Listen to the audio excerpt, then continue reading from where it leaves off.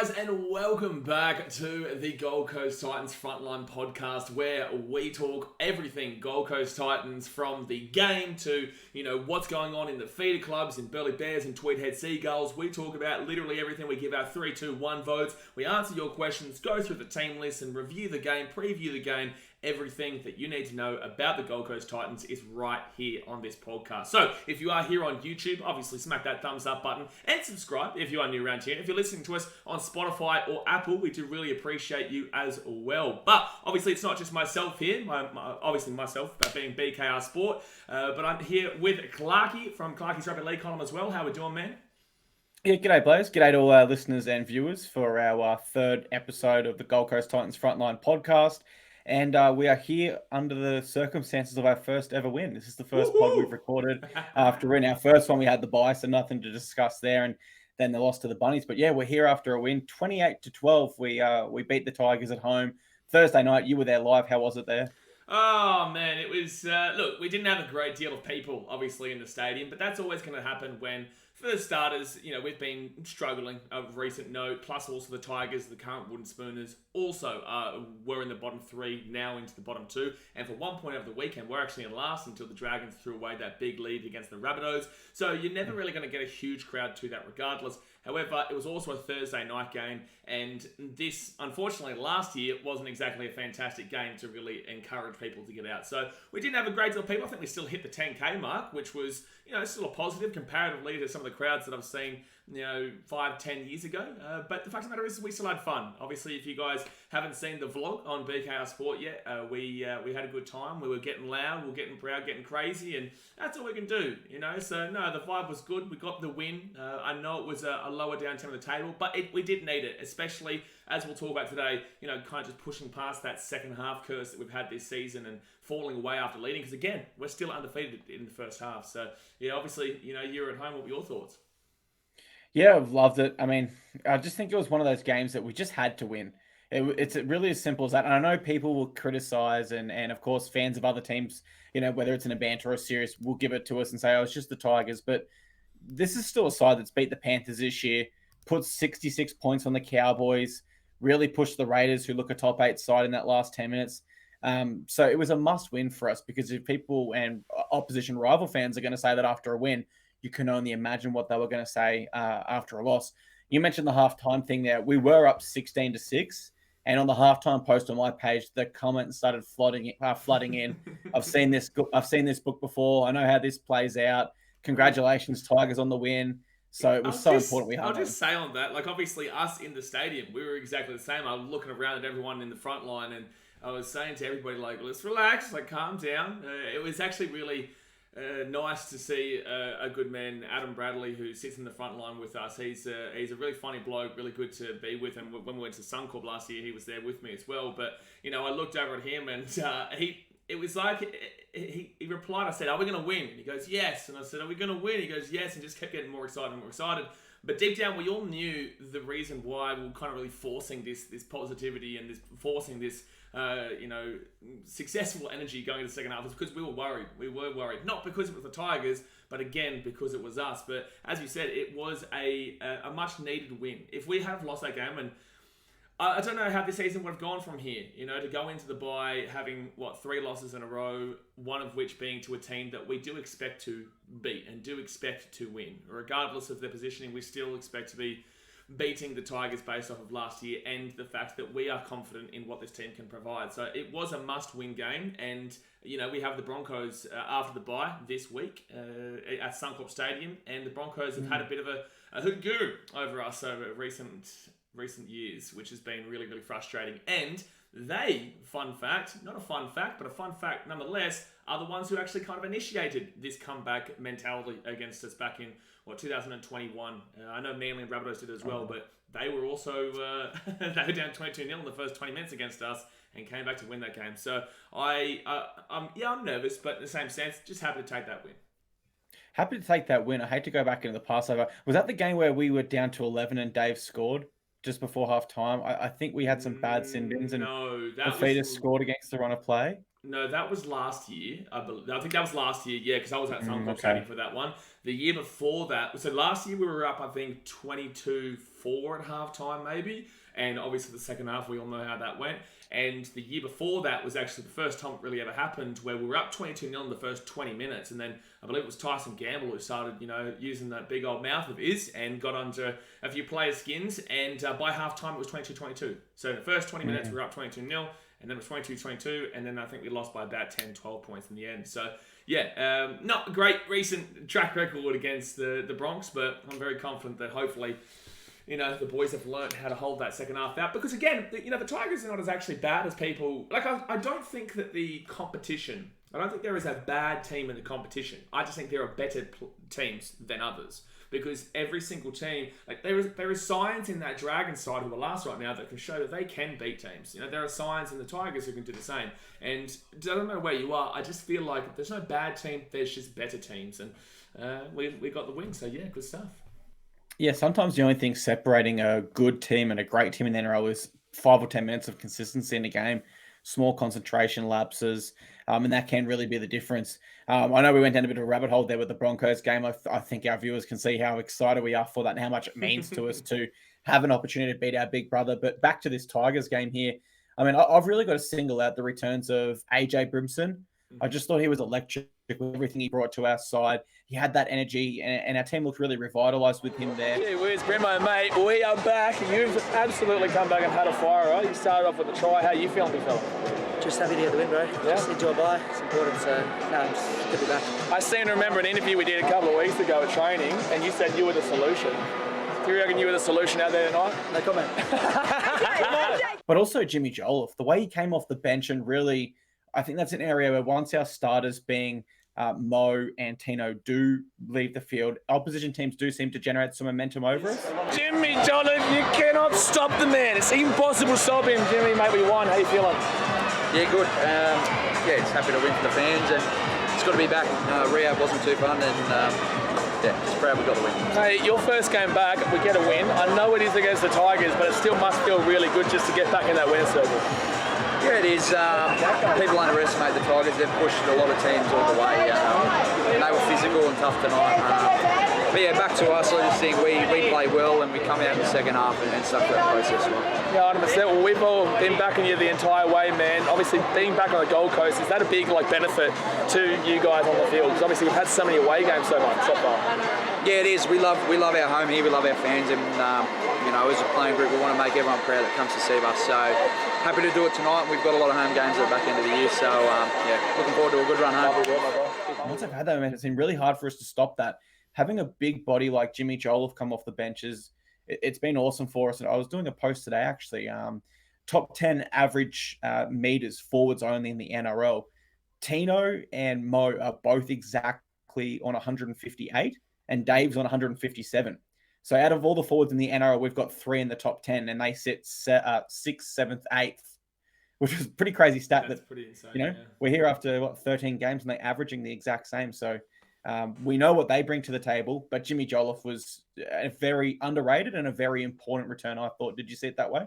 Yeah, Jimmy Jolliffe, well, we've been speaking about this for weeks now. He's been a major loss. In the preseason, he was running 200 metres, and he is a big bopper. We did interview him, and we'll show you some interviews in a little bit, guys. But we did interview him after the game, and, he was a much-needed player in this team. He's a front row forward who can just absolutely run it straight, get some good meterage, and, he's a very, very solid player. And everything about what Jimmy Jolliffe brings to this team is he just wants all bit of success for this club, and every time you saw him with the ball, you could see that, and he just brings a lot more solidity as well. He's a mature mind in the game as well from a front row forwards perspective, and you obviously have young guys in the likes of Tino and whatnot, and also Dave, who's still quite young. You've still got Mo. They're great players, but also Jimmy really just kind of settles everyone down a lot more, in my personal opinion. So yeah, Jimmy coming off the bench there and tearing it up was brilliant. And I'm really excited to have him back, because I think he's one of the more underrated players in the game, especially in front row forwards. You completely agree. I've got to single out Tanah Boyd as well. I know you put him as your 2 points last week. You're certainly not someone that's underrating him, but I want to go particularly to his goal kicking. He kicked 4 out of 5 for us again. Was brilliant. This season he's kicking at over 80%, one of the highest completion in the competition for converted goals. And I keep seeing comments pop up on my page saying Titans need a new goal kicker. You guys need to drop that goal kicker. And I just think that's crazy. Like he is kicking exceptionally. You've actually received comments saying people Multiple. saying that Tanah Boyd should not be kicking. Multiple. When it happened the first time, it was the game where he missed a couple. But when it happened again this game, I thought that's just crazy. He only missed one, and there were some tough kicks to make. I thought he was great. I got to single him out again. Tanah Boyd doesn't miss, mate. Tanah Boyd, he does not miss. It's not possible. Tanah Boyd does not miss. He's literally got the best conversion rate in the game right now, if I'm not mistaken. Like, he's up above 90%. Like, overall, he's not missing much at all. I don't understand those comments from those people at all whatsoever. And I'm sure they're not Titans fans. I'm assuming they're probably fans of opposition teams who don't watch the Titans and don't know that Tanah's done nothing wrong in regards to conversion. If you want to go and take a look at his defense, or you want to go take a look at, I guess the direction of play from the halfback position of Tanah, then okay, you can criticize points of that, but to criticize the conversion kicking is just insane to me. So yeah, Tanah Boyd doesn't miss. He does not miss, man. Yeah, he was also, and I'm just looking at the stats now. The top 9 for converted are on 100%, but they've all kicked less than 10. So I wouldn't read into that too much at all. That they've only kicked a couple. As far as like consistent goal kickers go, then yeah, he's right up there with the Garricks and the Sean Johnsons of the game. So love what Tanah's bringing, and the 2 points are so important. Like we spoke about last week. Have a look through the stats on this one. We're pretty similar across the board with them. Probably the key stats to call out from this one was they did only complete at 70%, but they did have 20 offloads to our 6. So there was obviously an intent there for them to take those risks and throw it around. And I've got to admit, watching on television, I didn't notice 20 offloads. It certainly didn't feel like they were getting it away all that often, but that stat there took me by surprise. Did you see it differently at the grounds? No, you can I definitely noticed that they had a few offloads here and there. It was very frustrating. I did think that, and with my, controversial hat on, I was thinking that we were getting a little bit dudded in regards to, certain calls. However, I do think that the offloading from the Tigers was pretty noticeable for me, because every time they were getting on a bit of a run, they just really tried to force that hand free, which is not something that a lot of teams do. It's usually just what those bottom teams are doing, because they are able to take those risks, because of the fact that if they don't take the risk, they're probably going to lose, and that's why they're down the bottom of the table. So yeah, look, they got the offloads away. We've actually been a team for quite a long time that has allowed offloads. We do frequently give up quite a few offloads there, because maybe they just feel like the tackle's already done, and then they clock off, and then someone just gets that hand out. But I think the offloads are more so coming in the attacking 20 and the attacking 30. I don't think they were coming from behind the halfway line. I think they were coming from, when they were on the attack and they could just throw the ball around a bit more. Because that's what the Tigers did against the Cowboys. And the Tigers, they do have quite a bit of offloads in their game, but that's because they also have a great forward pack that, really prioritises the offloading game, in my opinion. Yeah, they got a great forward pack, but our job did an exceptional team to shut them down. Tino was intimidating with some of his shots on John Bateman. You could see Bateman was visibly frustrated going at Tino later in the game. Other stat I've got to call out, we had 32 ineffective tackles to their 9. So they were definitely getting opportunities there. We were having some ineffective tackles. I suppose that kind of goes hand in hand with the offloads, and ineffective tackle does lead to the option for them to offload. But I mean, I'm just so happy. I mean, Tigers, thank you very much for the games this year. If we meet again in finals, we meet again in finals. But they're a side that's improving, and we've gone 2-0 over them this year. So I'm really happy with that. And I think we've got a base now to go to another level. We've got our core players back. We've got some confidence. We've gotten past that second half issues. And I really hope we've got a solid base now to go to the next level for the next game. And I think we might need to, just for the fact that the Tigers did lose Appy Coruscant early in the game, and they did lose Luke Brooks late in the game. So maybe you could say, if you're a Tigers fan, you're a little bit unfortunate. I spoke of them missing Appy there. Obviously, we've got to talk about that. That was probably the biggest talk, and still is. NRL 360 last night, Braithen Astor having a go at our captain, saying that it was absolutely intentional and all sorts of stuff. I don't watch NRL 360, but I did see the clip on my Instagram. And your thoughts on the Tino incident? I'm hearing a raised elbow. I certainly didn't see it that way. I guess it doesn't matter what we say because people are going to assume we're coming from a place of bias. But just as level as you can, how did you see the incident? Yeah, I'm okay with people thinking, because obviously I see Tanah every week. I conversate with him all the time. I know what this man's character is, and he's absolutely not doing anything intentionally. Like, if anyone believes that, then you're crazy. You can think somebody's a grub on the field or you like, but to insult a player's character is just insane for me in regards to Tino Fa'asuamaleaui, because every time that he's just such a humble man. He really is. And I can tell you that from my personal experiences with him and seeing him every single week off the field. So these people don't obviously get to see him off the field. They don't really get to see anything that's not him on the job and working kind of deal.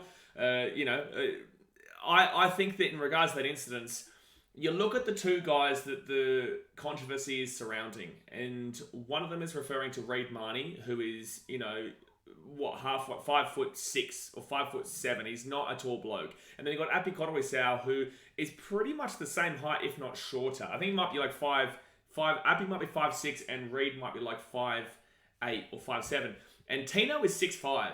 Like, that's like a whole foot taller than these guys. And the way that Tino is running in, he's preparing for contact. There is no way, shape, or form that you can tell me that when he's preparing for contact, that he's lifting the elbow intentionally to go at a player's head. Now, if you want to wipe out kind of bringing in your arm like this for contact and putting and the elbow kind of coming up a little bit, he's not intentionally doing that at all. And I don't even believe that's the case. He's just literally holding the ball and coming in to a tackle. Api is a small bloke. He's come in with his head up, and I believe that unfortunately, and bless up to Api, I hope that he comes back stronger. I hope that he recovers well. However, I do think that a lot of the responsibility of that tackle does actually go to Api Koroisau in the fact that he came in incorrectly to a bigger guy, and Tino is bracing for contact. So for me, I disagree with the notion that he is, and for Braithen Nasta to come out and say, and he literally said that Tino looked up at Reid and then intentionally brings up his elbow. That is a disgraceful thing for Braith to say, because he's literally defaming his character at that point and saying that he is trying to hurt other players. And I think that is absolutely ridiculous. And I think Braith Anasta has to have a word to himself, because all good having a ability to commentate and all good having an ability to provide your opinion on a larger scale, but let's not try and defame players' characters based on the fact that you want to give yourself a leg up in regards to providing the clicks and the controversy and whatnot. Because I think that's all that is. Because you can no way tell me Tino is deliberately going to injure a player. Do you agree with that? Well, my question to Fox League would be, why are they still covering this? Like, maybe it sounds ironic because we are, but we're covering it from the perspective of, we agree with the NRL Match Review Committee that has said no infringement was recorded. And we're only responding because some people in the media still think that there was an infringement. Clearly there's not. I mean, the Match Reviews Committee's, their entire sole purpose for existing is to review the whole game and pick out charges where they're required. And my question case, here, no charge. sorry to interrupt you, but Jared Warrior-Hargreaves on Moses Leota over the weekend, why is no one talking about that? Like, Moses Leota has actually arguably been hit higher simply because that Moses Leota is actually taller than both of the guys in question here. And Warrior-Hargreaves had multiple instances in that game of trying to rile up the opposition. So it seems like, if anything's going to be intentional, I'm not saying that Warrior-Hargreaves is intended to do it, but with that being said, he was very clearly trying to intimidate and instigate things with the opposition through multiple instances. I don't understand why we're not talking about Jared Warrior-Hargreaves and his hit with Moses Leota, who obviously had to go out because his head was bleeding, the top of his head was bleeding, but yet we're happy to sit here, and not us two, but people in Fox League, Fox, all that type of stuff is happy to come out and insult Tino. And I think that's because Warrior-Hargreaves isn't going to be playing Origin. Tino is going to be playing Origin. New South Wales have a lot of players out right now. I think it was a bit of a, you took Api Koroisau from us, so let's try and get Tino Fa'asuamaleaui from you. Because Tino is a fantastic player and will do an incredible job in Queensland like he did in Game 1. So I feel like there's personally an agenda here, because they're happy to not talk about one, that was arguably worse. And the only reason I think they were talking about the Tino and Appy one is because of the injury to Appy. But I think that if he doesn't get injured there, no one's talking about it, which defeats the whole purpose of everything here. Because, again, Appy is nearly a foot shorter than Tino. He needs to tackle better when he's going up against a bigger guy, in my opinion. Yeah, I agree. And the other incident I'd like to add to that is Micah Cbus from the Eels. He definitely did stop, and that's what a raised elbow looks like. The elbow did come up in that Cbus incident there. And the big difference for Tino's was the point of contact was the wrist. He's lifting his bumper bar up to brace for contact in a tackle, which is perfectly legal via the Rugby League rulebook. Yes, it's very unfortunate what happened to Appy, but as you say, I think you hit the nail on the head. If that's just a regulation tackle and Appy goes, oh, that hurt a bit, and no bone is broken in his jaw, then it's completely play on and no one talks about it again. But yeah, my final thoughts for this. First of all, I want to give a big shout out to Tino. And as you say, he's got great character. He leads our club well. We love you, mate. We can't speak highly enough of you. But more importantly, we both want to send our best wishes to Appy Coruscant with his recovery and the Tigers, because it was an unfortunate incident. And we do feel for Appy, the fact that even though we're both Queenslanders as well. It's definitely an unfortunate incident, and I definitely have much love for Appy Coruscant. Obviously, I have a big, connection with Fiji due to my daughter being returned in Fiji, and I love watching Appy Coruscant play. There's nothing against Appy here, and I'm not having a go at Appy whatsoever. It's not his fault that this whole thing is blown up out of proportion. It's unfortunate that he's become injured, which is, unfortunately, a responsibility of the way that he tackled, in my personal opinion. There's nothing on Appy. And yeah, hopefully he gets better as soon as possible, because I love watching him play. He's one of the most intelligent players in the game and in that hooker position. And, I always say, I want to play the best. To be the best, you've got to beat the best. You don't want to beat the rest, because if you beat the rest, then everyone's going to come out and say their excuses and blame the excuses. Look, New South Wales will do this in game 2 if they are to lose. They will come out and say, no Cleary, no Appy Coruscant, none of these players are all out. This is the reason we didn't win. And it's like, you don't want that. You want to beat the best to show that you are the best, right? So yeah, I would have nothing but love for Appy, but I just feel like, unfortunately, the way he went to that tackle was incorrect, and I feel unfortunate for him, but it was more his responsibility, in my opinion. Yeah, completely echo that. I think we park it there. But yeah, Appy, best wishes to you. Accidents happen in a contact sport, and there doesn't need to be a bad guy in this story. It was just an accident. We wish Tino all the best, and we wish Appy all the best also. Let's go to our 3-2-1s. I'll kick us off. 3 points. I did go that man, Tino Fa'asuamaleaui, just for the way he had just so much impact in the middle there. Not just stats-wise. Obviously, his stats were impressive. 150 plus meters. I'm not sure exactly how many tackles, but what I can confirm is the physicality of those tackles. He rocked Bateman. He rocked Brooks. He rocked someone else in that game too. And it got to a point where you could see the Tigers were visibly frustrated because they just could not match it with Tino's physicality. He was awesome for us. He led by example, as any good captain should. So Tino gets my 3 points in this one. Who gets your 3 points?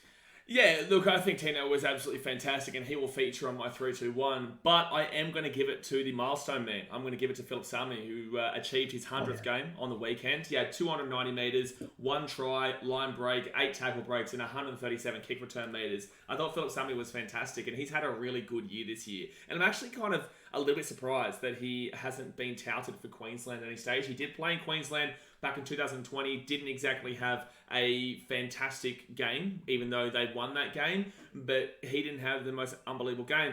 He's taken a couple of years to get back to the form, but I believe he's actually a bigger and better player than he was back then, right now. And with the injury of Selwyn Cobbo, I was thinking maybe with Sami's form, he could have actually got in over Xavier Coates. I don't think that Xavier Coates' form has been better than Phillip Sami's, so I was a little bit surprised there. But yeah, I'd give it to Phillip. I thought he was fantastic. Obviously, 290 metres is ridiculous, and I believe that's one of a Titans record, and just to score a try in 100th game, really impressive. So for me, I'm going the 3 points to Phil Sami. I was so happy to see Phil score. No one deserves it more than him. And let's be brutally honest right now. People, again, might be thinking we're biased here, but Jermaine Asako, I think you lock him in as one of the best wingers this year. He's been unbelievable. But that second spot could be Marzu, Sami, maybe Sivo, who leads the NRL trying. But if you offer Phillip Sami as in the team of the year, then it's really, I don't see too much debate. He has just been simply awesome, especially when he's on the wing there. My 2 points, I went Moeki Fotuaika, who is now in the Maroons squad, which of course you and I are both very happy with. Again, not statistically his best game. 12 hit-ups for 138 meters, 2 tackle breaks, and 34 tackles. He's certainly produced some larger numbers this year, but I just love the way he backed up Tino. Our captain was taking it to him, and Big Mo said, look, I don't want to miss out on this. And he went just as hard and backed him up. And he had some huge shots of his own in there. And I go back to it again. Physicality. We were really powerful in the middle against a Tigers pack, which we needed to be. You look at who they got there. Utu Ikamanu, Blues player. Coruscant, Blues player. Clemmer, people say he should be a Blues player. And then their back row is Papali and Bateman, 2 internationals as well. And thanks to Tino and Mo in particular, I really feel we matched it with them. So I've got Mo for my 2 points. Who did you give your 2? Who did you give your 2 to? I had to give to Tino. Like, there's no way that I couldn't give it to Tino. He was incredible, as you said. Those big hits that he was making. The one on John Bateman. He got rocked. he got rocked. Excellent. Johnny Bateman. He learned his lesson from his little brain snap, and Tino went and gave him a good old crack. And that's what we love with Tino. You know, he is a cool head. Sometimes, obviously, that can go wrong, but just he timed that so perfectly. And, you know, you go and have a look at what he does this team. It's going to be difficult to see him not get at least one of these votes every single week just because of the influence and the impact that he does have. And, it's just, for me, it's been, it's really incredible to see. It's really incredible to see what Tino does as a young bloke. It really is. So, no, I'll give him my 2 points. And I think for me, Mo is going to be unlucky to miss out here on any of these points on my end because he was fantastic. But again, we won. So, yeah, I do want to give definitely a recommendation to Mo. But for my 1 point, I actually am giving to AJ Brimson. I'm going to give it to the Brimdog Millionaire. I thought he was absolutely fantastic. Coming back in, he was incredible, scoring a try in the first 15 minutes, which set us up for what was to come, obviously. And, everything to do with what AJ did at the back was just so solid. I think that really does settle down the fullback debate. I know it was one game, but I feel like AJ clearly is our number one. And he just, everything about him just summarises the Gold Coast and how much he came back in and solidified us at the back and was really safe. So, yeah, got a try assist where he kicked it through for JC. Also, obviously got that try. So, no, I go to AJ. And for those who might have missed our podcast last episode or last week, we actually did get the question, is AJ the Titans' long-term fullback? And we said he's our fullback until he's not our fullback. He's so versatile that he might have to fit in somewhere else, but it's only on the condition that Brimo wants to, because he is our best fullback option still. I can't really add too much to what you said. He was simply awesome. 1 try, 2 try assists, 114 meters, 6 tackle breaks, line break assists, 5 tackles for 0 missed, 0 errors. Solid as you like. That's as solid as you like for your fullback there. Brilliant work there by Brimson. Just going through the team list, I mean, you could almost shout out the entire team. If I had to give one further shout out, I'm going to go Cleese Haas. I was about to say, that's crazy you were thinking that. I was like, if anything, it'd be Cleese. Yeah, especially with that try he scored from Tanah. Yeah, and I think, I'm not sure if that's his no, it's not his first NRL try, but it's second NRL try, I believe. Down at Brookvale, he scored 1 try in the break. I remember this year. He came straight on and scored in that game. But yeah, I thought Cleese was really solid for us. He had the 33 tackles there, had an offload, a line break, 4 tackle breaks, and of course the try. And I think, as you guys will see when we get into our Q&A section, there's already interest around whether he continues to start for us long term. So there's our 3-2-1s. Let's go around the grounds. Tweed and Burleigh Bears, both of our feeder clubs. Of course, next year this segment will be us talking about our reserve grade team, which we're looking to introduce. I'll kick us off with Tweed. So the Tweed Seagulls defeated the Central Queensland Capras 42-18. That moves them to 8th spot on the ladder. And for our Titans boys in this one, Tremaine Spry, 2 tries, 190 meters and a try assist. Excellent work there for Tremaine. Some great depth out wide for us there. I was impressed with Tom Weaver and Toby Sexton, both 100+ meters each. They often say that, but I've always heard Andrew John say rather that when you're down on confidence or you're not quite sure as a half, unlock your running game first and the rest will come off it. And for these guys, if they were to come into the NRL and playing the halves for us there as an option, then certainly their running game looks to be an area of confidence, which is great for us. Jojo Fafita was on the wing there, as he was unfortunately dropped from our side. He ended up with 3 tackle breaks and 143 meters. Solid effort there by Jojo. And Joe Vuna in the middle, 117 meters, 17 tackles and 0 missed. So Big Joe there putting his name in the hat to potentially come back via our interchange. The Bears are up against the North Devils. How'd they go on that one? Yeah, look, the Bears obviously got the win. They are in second position right now. The Bears defeated the North Devils 28-22. The only reason they're actually in second right now, they've actually got more wins. 10 wins to the South Logan, who have 9 wins there. So was it a bye that South Logan had, or did you say they had 2 draws and a bye? Or what happened there? They've had a bye and 2 draws, so it puts them on higher points than us. Yeah, so obviously the Bears, you could actually make an argument for the fact that they are top of the table right now, and that's a good win against North. North are a very solid team up there near the airport in Brisbane. A very good team. Keanu Kenny had a fantastic game, running for over 245 metres, had a line break assist, 7 tackle breaks, and 2 try assists there. So Keanu Kenny, I've been raving on about him for a long time now, and saying that he is just a quality talent. He's young, and we've got to really be patient with him, because he comes into a team that we have fullback depth as it is. We have JC, we have AJ Brimson. Now we've also got Keanu Kenny there. It's very difficult to see him getting that opportunity there in the position that he does want. But if he keeps playing games like that, even that game against the Rabbitohs where he really debuted last week. I know he debuted against the Eels back at Magic Round, but that was only for 5-10 minutes as a hooker, which is not his position. But last week he got that full game against the Rabbitohs. I thought, for his age and for a solid, actual debut, I thought he was good. So if he keeps playing like that, he'll absolutely be coming up into the NRL eventually. But it still could be a while away due to the fact that we've got the Brimdog Millionaire and also JC. Tony Francis also had a good game, 1 try and 113 metres, and then Jacob Alec with the 1 line break, 152 metres and 24 tackles. And Alec is the one that everyone's obviously talking about, saying, well, maybe we give him an opportunity. And we've spoken about it a couple of times now. Actually, both episodes have had him predominantly feature in the fact that, look, if there is a player of need to come up, then you definitely, I guess, wouldn't be saying no to a Jacob Alec and give him a potential, because he is a Papua New Guinea representative. He played for them in the World Cup, and although he's young and although he hasn't had his opportunity yet, maybe we give him his opportunity. What would you say to that? I love it. I'm just getting up his stats now. Still 23 years old, as you said, still very young. This year, he's now on 12 games for the Bears, 8 tries, 9 line breaks. He's tackling at a 96% efficiency, averaging 120 meters. And it feels like every week we've done this segment, we've spoke about him. So you have to feel he's edging closer to a debut. And just to circle back to Keanu Kenny there for a moment, how awesome is it that, we have these players like Jaden Campbell and Brimson that can play fullback and 5/8 interchanges require. Both of your backup halves are running 100+ meters in a win, and your other backup fullbacks almost hitting 250 meters, setting up 2 tries, and just, you can't ask so much more.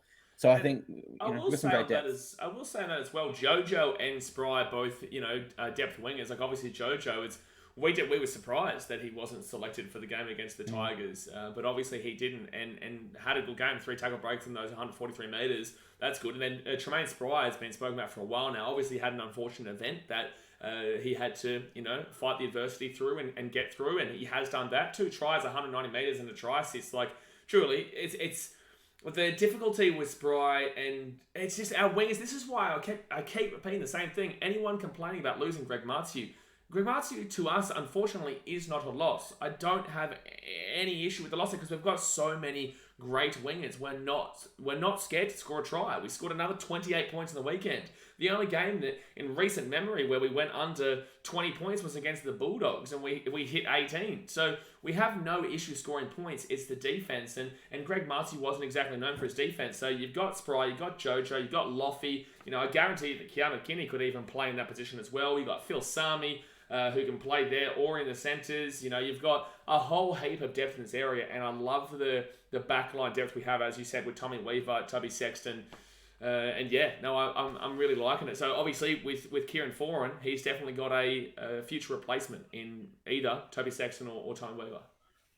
And not to speak on your behalf, but I'm almost certain you'll agree with me that we're going to back, no matter who you are for the Titans, whether you're playing for our NRL side or our reserve grade sides, we're going to back you all the way. And stuff like this is only good for the club as fans because it puts pressure on, Alofiana Khan-Pereira is having an impressive rookie season to really keep those numbers up and keep developing because we've got talent there, such as Spry and Jojo in reserve grade for wings examples, putting the pressure on there. So it's really good for a club culture actually to have these options and have this depth. I absolutely love it. Yeah, current injury list. Thank God this is small. We don't really have that much to go over, which is great. Kieran Foran, the NRL website has him due back round 17, which would, of course, be after our bye against the Broncos. Have you heard anything that would contradict that? No, I believe that Foz is meant to be coming back. I think, Broncos game, 100%. But obviously, JC did have a pretty good game. I do believe that if anything was to happen, he would go to the 14, however. So, Foran comes back in, and we need him for an experienced game there at the Broncos game. Perfect. And, of course, Dave Fafita was out, but he's now back for the Queensland side. So, he may back up for us against the Broncos, but he is fit and healthy after suffering. Well, I think the media played it up a little bit because it was a great Origin clickbait headline of Fafita under concussion cloud. Holbrook basically said there was like some extremely minor symptoms and they were just like, hey, let's not make him play 3 games back to back to back. Let's just give him a rest, which is like, it's good coaching. We won anyway. Great work there to make the right decision. And of course, I'm going to hate saying this most weeks, Bo Firma. We miss him out there, but he'll be back for us next year with that ACL injury. And I believe he told you post-game he'll be fully ready to go by November, wasn't it? I'm here with the big man, Bowie Firma. Obviously, he's unfortunately ended this season, but sitting down on the sidelines watching the boys, how do you feel about the result today? Good to finally get a win. It's been a while, so win solves a lot of things and it builds a bit of confidence. And obviously, you're not looking to get back this year, but you track on along well for next season?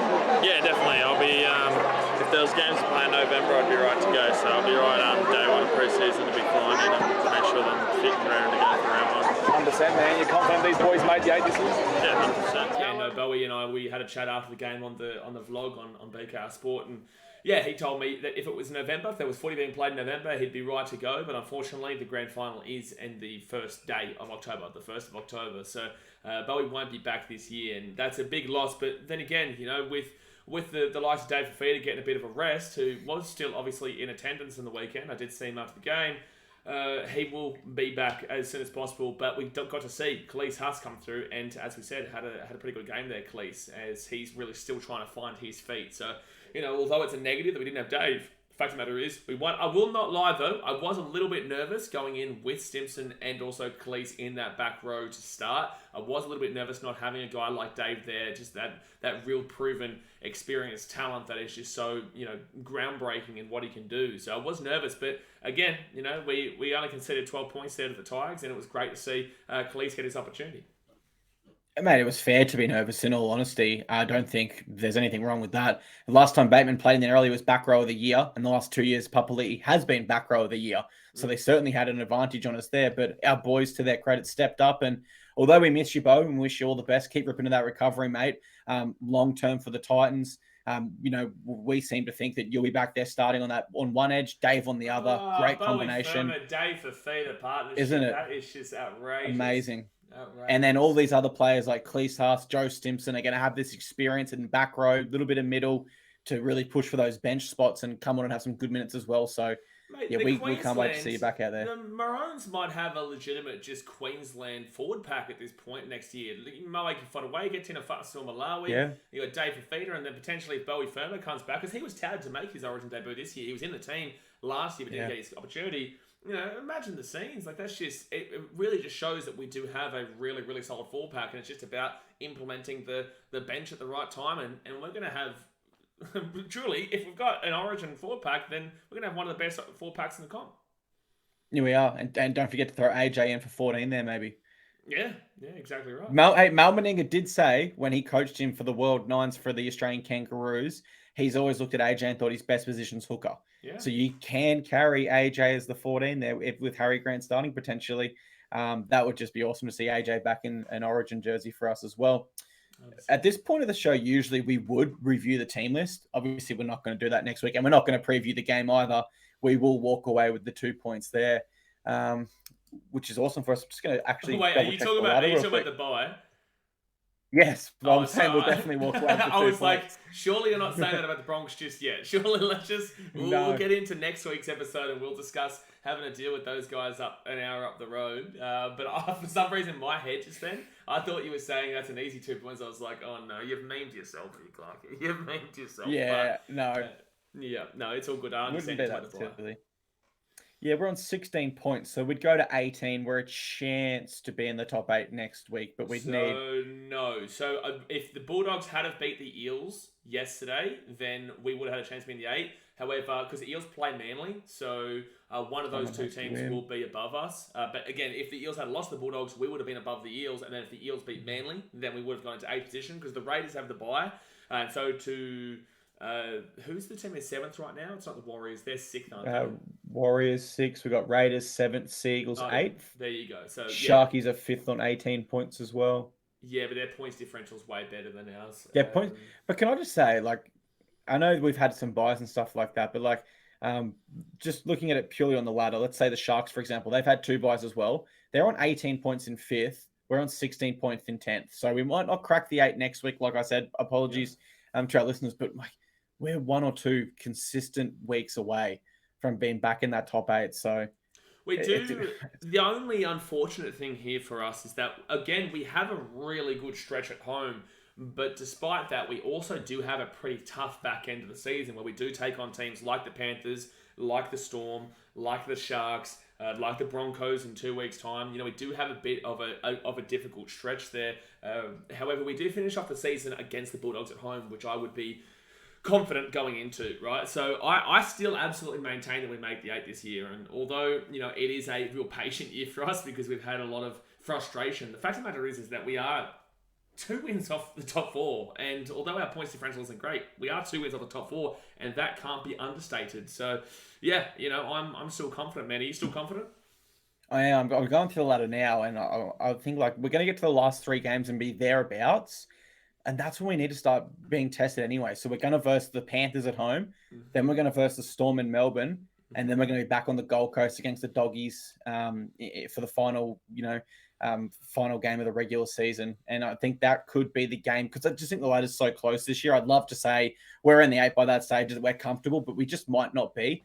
That Doggies game there could honestly be the one that absolutely cements us. What I'll say on that is that we do play the Panthers and the Storm there and the Sharks the week beforehand in Cronulla as well. So those last 4 games, the Bulldogs game you look at and you think of that as a bit of a reliever and hopefully, we're at a point there. But those are a really difficult 3-game stretch in Cronulla, at home to the Panthers, and then in Melbourne. So if we can pick up 4 points there, that'd be unbelievable. But in the same sense, what is realistically the point of being in the 8 if we can't take 4 points from those 6 games? Like, what realistically is the point? I know it's fun for us. We make the 8, but we're setting ourselves we're setting ourselves a happiness expectation of just being there. And it's like, do we really want to just be there? Especially after 13 years. Like, yes, okay, cool. We'll be there. That's great. But I also want to have like some belief that we can get past the first week, because I saw a stat the other day that was absolutely dreadful that said that we've only been past the first week once, and we've only actually won one finals game ever, and that was against the Warriors back in 2010 at Cbus, my favourite game that I've been to for the Titans, and couldn't even imagine what it'd be like now, considering the investment is so much more nowadays than it was back then. But yeah, it's what are your thoughts on that? Like, yes, getting to the 8 is fantastic, but do you feel like this team does have the ability to go forward even further? Because we were so close in 2021 against the Roosters as well. And that's the game I was going to reference. Like, I've never felt heartbreak like that. But you just think if we got that final moment right there as a team, then we have every chance to kick on from there. I can't remember who the Roosters played the next week. The Manly Seagulls. That was the Tom Boyvich season. Yeah, it would have been tough. I mean, ultimately we'll never know. But we were one pass away from doing it. I've got the belief that once we get there, it's a whole new season. I'm not going to sit here and say we're ready to win the premiership yet. I'd love it, and I'm not saying it certainly. I'm not ruling it out 100%, but that would be a very big bridge to cross. But certainly, it's time we take that next step and go deeper into the finals. You look at sides like the Sharkies, Rabbitohs, Roosters, Storm. Up until winning their premierships in the last decade or so, they were consistently in the finals for 5 or 6 years before. Cowboys are another great example. They lost the 3 prelims in a row under dubious circumstances, or maybe not prelims, but those 3 finals games in a row under all 3 dubious circumstances, I believe. Yeah. But, because they were there consistently, it helped build their squad, build that big game experience. And I think we could be in that phase where we're starting to build up our big game experience. So, yeah, I'm optimistic. I really hope so. And just looking at the ladder, it looks like you and I will be catching up the round after that. Time. Yeah, we got the bye this week, Broncos next week in Brisbane, and then down to Canberra for the game against the Raiders there, which we won't talk about last year's game. We will not be doing that. I refuse to discuss that one there, Clarkey. But yeah, no, I'm looking forward to getting down there to Canberra. Yeah, no, I can't wait for it as well, mate. It'd be great to catch up. Well, let's go into our Q&A section. Usually we'll do about 3 or 4 questions. We'll do a little bit more today just because there is no preview section with us on the bye round. So the first one we kind of already answered. It was from SayFerg03 on Instagram. They said, you reckon you'll make finals? I think we will. You think we will? Anything further to add to that one? Yeah, absolutely. I believe that we make the finals. It's just as simple as that. Yeah, I love it. I love it a lot. It's just a simple one from, too, yeah, 100%. Yeah. There's no need to overcomplicate it. We'll be there. We've got one from Bizarnes_man. And I like this one, actually. It's a little bit creative. And I was going to do some prep and start thinking, but I wanted it to be pretty off the cuff, if you will. He says, if you could get any player from the NRL to save your Titans, we don't need saving, but we'll continue with the question. He says, who would it be and why? Now, yeah, I'm not a fan of the save part. I don't think we need saving, but certainly it'd be interesting. If you could have one player from another club right now, who would you grab and why? Well, I think that it's, look, this is actually a really fun question, to be fair, because let's assume that there's no salary cap, for example. You look at, obviously, are we thinking salary cap too? Surely not. Oh, I mean, even salary cap realistic, like, you could move someone on. You can always make it work, I feel. Let's just say anyone. You can pick anyone. All right, so just to decipher the team a little bit, I'm happy with Sammy Verrills in the hooker role. Normally it would have been the hooker position, but I'm happy with Sammy Verrills there. You've got... right this second, to make us a dominant quality team right this very moment, you would obviously look at a guy like a Nathan Cleary, and I think that's the obvious answer there for our halfback, discussion point here. But there's also the fact we've got no worries with our fullback, and our forwards are fine, and our backs, in my opinion, are fine, and they're not going to be game changers in regards to the team winning if we implemented a centre or winger. We don't need that. So it's between the 5'8" and the halfback, and it's like Kieran Foran is getting older now. He is, 32 years old, and I love Kiz, but look, let's be honest, Munster coming into this team would absolutely change this team in so many great ways. He's done it with Queensland, he's done it with Australia, he's done it with Melbourne, and, it would be a fun thought to think that Cameron Munster was here playing on the Gold Coast, and look, I think that he could work alongside, Tanah Boyd quite well, to be completely honest with you. So I actually would go against the grain of getting a halfback there of a Nathan Cleary. And I would look at Munster, who can really lead this team as a 5'8", and obviously has quite a few more years going forward, a few more years, obviously, in front of Kieran Foran there. Now, our people that are viewing this on YouTube, as you said, Munster, would have seen me drop my head back. I was weighing up 2 players in my head, and while you were talking, I was having an internal debate. Who do I pick? And I hand on heart, I was thinking Munster as well. Pretty much for the reasons you said. I think his creativity would be so awesome with our powerful forward pack. His unpredictability would suit our play style and our outside backs. But I won't go Munster now, so I'll go someone somewhat realistic. Let's go Ben Hunt. I think Ben Hunt would be great for us right now. He's still in the top 10 of that Dally M. What he is able to do with the Dragon side consistently, and especially last year with them as well, while everyone around him struggled, he was a one shining light. I feel like playing behind our forward pack, he could play some really consistent footy. And as you say, with Kieran Foran edging another year older, let's say for the argument's sake for this one, Foran doesn't decide to play on past next year where he's contracted, then I think it's Tanah Boyd to 6 probably, Ben Hunt to 7, Jayden Campbell 14, and of course Brimson remains the fullback there, Verrills at hooker. So yeah, I'll go Benny Hunt if I had to pick someone other than Munster, of course. This one here is another signing question. It's from Josh D. Gray 94. Do you think the Titans should sign Matt Lodge so he can rampage on the Gold Coast? Now, I assume you mean rampage on the field. I hope you mean rampage on the field, and if you don't, then it's a cheap laugh, but it is a laugh. You got me. Matty Lodge. I'll start this one off, Blaze. I'm going to you. say no. I'm just looking realistically at our squad. I don't think we need Matt Lodge. I think there's other clubs that need him more. I mean, as we say, we've got Bo Firma to come back next year. We've got Tino. We've got Isaac Farsul, Malawi, Jacob Arlick, Jamin Jolliffe, Joe Vuna, Joe Stimson, who should go back into a middle role next year. I hope we re-sign Thomas McKaylee past this season. So, yes, Matt Lodge, not a bad player, but I just don't think we need him. You keen on signing Matty Lodge or not really? I'm going to pass, man. Thank you for the offer. I'm not going to lie. He's definitely not especially considering after the way that he was during that Titans-Warriors game back in 2021. You know, the last game of the season, we had to win by 11 points. We ended up winning by 44 points to 0 and giving the fans the bird, you know, and just the way that he is. Like, there's no confusion as to it didn't work out in Brisbane. It didn't work out at the Warriors. It's not working out at the Roosters now. Why would we then go out of our way to sign a guy that it's obviously not working out for him? Now, on his day, he can be a great player, but also I just don't want to take that risk whatsoever, especially with the guys he just mentioned. Yeah, Tino, Mikey Fodawaker, Jimmy Jolliffe, McKaylee. We've got a whole heap of guys, Joey Stimson in that front row. Like, yeah, no. What I'll say is no, and I'll give a hard pass there because I don't think he suits what we're trying to achieve. Yeah, with respect to Matt Lodge, it sounds like we're in the same boat. Just looking at our off-contract middles while you were talking there. Tom McKaylee and Joseph Vuna, our only two coming off contract as well. Both a chance to re-sign. So, I don't think we need Matt Lodge at this stage. But there are other clubs that could use him, absolutely. That's, people were like genuinely outraged he wasn't in the Australian side last year. So that shows the form that he was in. For what it's worth, he did get dropped this round, though, for Terrell May. Yeah. Reed Cap. Why have the Titans never been good? Now, I'm not sure if this is I'm not sure if this is a genuine question because I did get, obviously, you know what it's like online, the trolls having their say, why are you garbage, etc., etc. But if you are being genuinely serious, Reed, and even as a Titans fan, I can see why from the outside looking in, rival fan bases would genuinely say that we haven't had the greatest success. But I just think it goes back to it is so hard to join an established competition.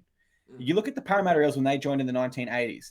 They won the wooden spoon like 8 times in their first 10 years. And that was in the 80s when it was nowhere near as professional as it is now.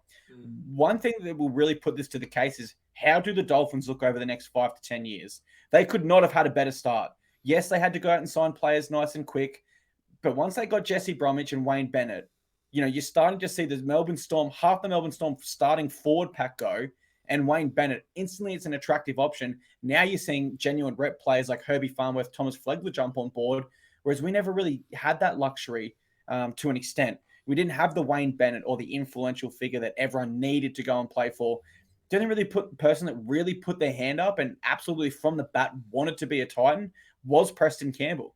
And he's the only one who has a grandstand in our stadium named after him. So we love you, Preston, absolutely. But yeah, I'm going to say that for my answer. If this is a genuine question and not just a cheap shot at us, I will say that it is quite difficult establishing your club in a competition that's been around since 1908. Do you echo that, or can you put your finger on anything else in particular? Oh, no, 100%. No, you're absolutely right. No, I know that's more than likely 99% of the time going to be a troll question. But to answer it for legitimate people out there who do wonder why we've never been successful is, yeah, exactly what Clarkey said. It's a really difficult thing to come into this competition of well-established clubs and be successful. And look, the Dolphins, we're seeing it right now at the halfway point of the season. Are they even able to kick on? Because now they're below us, right? Despite having their fantastic season where everyone was so surprised, there is still a chance they could finish in the bottom 4. And there is actually still a chance that they could go down really, really low. Does it happen? That's not the point. The point of the matter is that they've come in and now they're going to start to feel the effects of the longevity of the season. Wayne Bennett's only there for this year, next year, and then he's probably going to move on. And I think it's Christian Wolf who comes in. Does Christian Wolf get the thing going? Do the Dolphins actually have a successful organisation that will actually continue to push them up? These guys that they've gone and signed from the Storm, they're older now, so do they have the ready replacements? It's all well and good that they've started off this competition great, but do they have the longevity? I'm not too sure. And then that echoes back to the Gold Coast Titans in the exact same thing. From 2007, they promoted up until 2010. And then, unfortunately, just something didn't connect from 2010 to 2011. And since then, we've really, really struggled, and it's always going to be difficult to really, force a team to be successful. It's not really that possible. So, although the Dolphins have had a successful start, I don't believe they're a longevity kind of success rate, and I agree with you entirely. And it's only the young kids now that are starting to become true fans of the Titans. It's obviously not helping when they lose, but it's only the young kids now. Like, you'd only be 16 years old? You'd only be 16 years old right now if you were born when the Titans came in. We're only 16, 17 years into our competition. So, yeah, I think that now that we're going to start to really see fans come through that are actually genuine, who started out and born on the Gold Coast, raised on the Gold Coast, I think that we're in for a good future. But unfortunately, it's been a real big struggle establishing ourselves. I mean, let's just look at it this way as well. So Sharkies won their first Cop in 2015. They joined in 1945, I believe. 45 maybe. I think it was with the Panthers, wasn't it? 1949, or it could have been 45. You could be right. So we're looking at 60 to 70 years there, which means if we won our first NRL premiership by 2077, do you know what I mean? They came in 1967. 1967. Okay, so we're looking at about 50 years there, is it? So they won in 2015 minus 1967 puts you at 48 years until their first comp. We entered in 2007 plus 48 years onto that, and we are at 2055. Sorry, so I was a little bit off. My apologies. So we're at 2055 before we have to win our first comp to be on par with one of the Sydney teams. Yeah. Do you know what I mean? Like, let's just be fair to the Titans here. In that regard as well. 38 years since the Parramatta Eels have won the competition. Also been 28 years since the Canberra Raiders won the competition. There's a lot of teams out there that do have big droughts as well. Even the Broncos, they're 16 years. They hadn't won since 2006, so they haven't even won since the Titans have been in the competition. The Broncos have not won with the Titans there. So although it seems like it's just the Titans are this massive failure, there is a lot of teams that currently could be put into the equation. It's great to have history and whatnot. That's great, but if you didn't get to watch it, how good is it? If you didn't get to watch it, how great is it? So that's why Parramatta fans try to use it, but there's no real point to the basis of, we won all these premierships 38 years ago, because that's a long time. That's 9 years older than how I'm 29 years old, so that's 9 years. Yeah, man, I feel like the Titans cop it because we haven't won one yet. But look at the Warriors. They've also not won anything in night since 1995. Yeah. So that's, nearly 30 years now that people aren't talking about. But they talk about it, but they don't really focus on it like they focus on it with us. And they've had the pick of a whole country as well. Like, yeah, I mean, we kind of sound biased. Kind of, because they all like the other rugby over there. But, I mean, certainly we are biased in our approach to our club. We always acknowledge that. We're both so passionate about the Titans, right? But, I mean, you laid it out perfectly there. It's not like there's not other teams that, and the one that gets me the most of what you said there is the Broncos. Yes, I get it. Quote unquote, we are your little brother because you've got 6 premierships, but you've not won one since we've been in the competition. But then they want to hang all this crap on the Titans all the time. Win a comp while we're in it. You know what I mean? It's not like we're the roadblock stopping you from winning it. Next week. We'll great call. For next week, because we do have the Broncos at Suncorp in 2 weeks' time. But I think that should do us here for today. We're nearly at the hour mark, so we should start to wrap it up. But do you have anything more to say about the week or going into the bye week before we do jump off? One more question, rapid fire on a scale. This one's from Zane Potter on your Instagram. On a scale of 1 to 10, how would you rate the Titans' first half of the season? Real tough one. I think if I'm going to grade it as like an A, B, C, D kind of system, I'd say that it's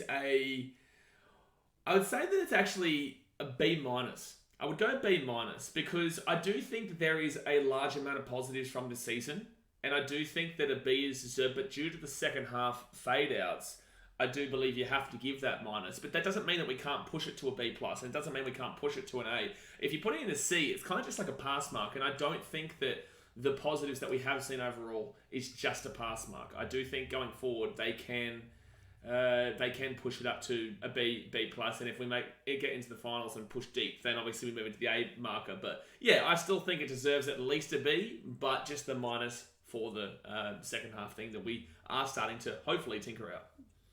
Yeah, quickly from me before we close out the show. I mean, if you told me that past the midway mark we'll be on 16 points and the Rabbitohs who are in fourth are on 18 points, I'd take it as well. So B- for me as well. Think we've let some games go where we could certainly win in the future, but we'll learn from that. We'll keep moving forward as a club.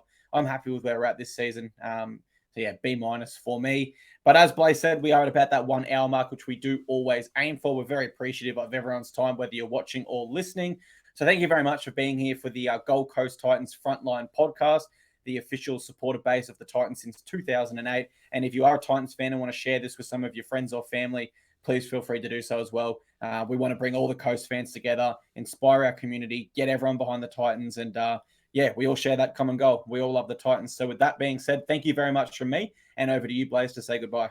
Yeah, 100%, man. We just want to bring everyone together. It's a tough life being a Gold Coast fan. So if we can bring everyone together to, really keep that energy, feel the energy, as the club slogan is right now, and just push forward together. That is the main goal here. So obviously comment below here if you're watching on YouTube. Comment in the comment section. We'll do our best to obviously reply to what you have to say, or we'll even include it in next week's podcast in the question section. So obviously get involved there. If you're listening on Apple and Spotify, we do really appreciate you as well. And that's pretty much it here from Clarkey and myself. So we appreciate you, and we'll see you guys next time. Go the Titans, baby. Let's get it.